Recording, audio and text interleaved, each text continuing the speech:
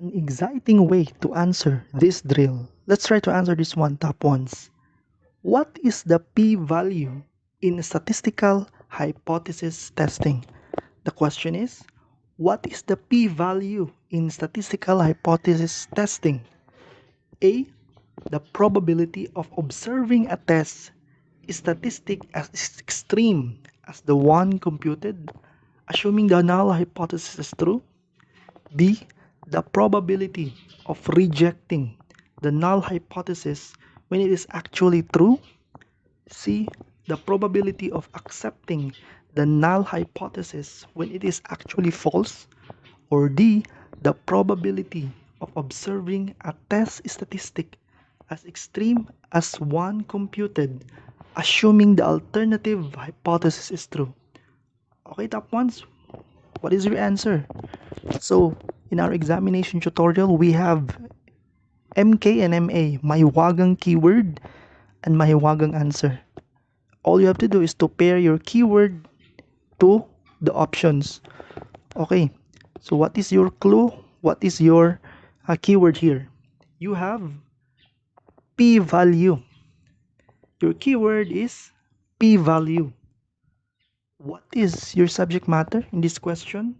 You have statistical hypothesis testing under statistics. Okay, what is your clue? What is your keyword? P-value. What is your subject matter? Statistical hypothesis testing under statistics. Okay, so if we say the probability of observing a test statistic as extreme as the one computed, assuming the alternative hypothesis is true, is that a p-value? No, it's not. It is not an accurate. It is not the definition.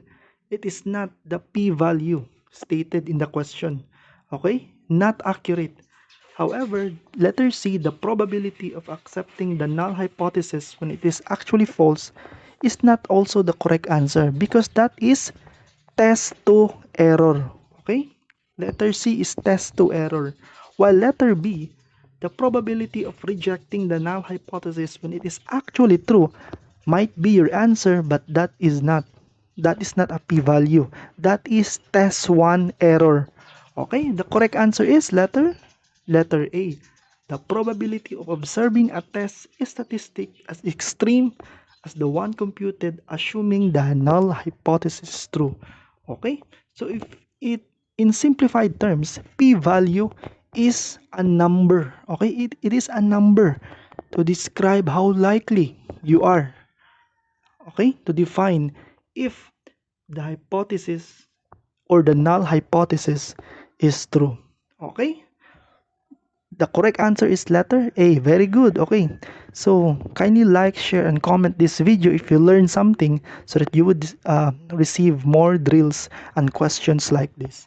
If you really want to pass the exam, you may join us in our examination tutorial, and I will teach you the 5 golden rules of PRC board, CSC, NQS, PNP, and all other exams, including NCLEX.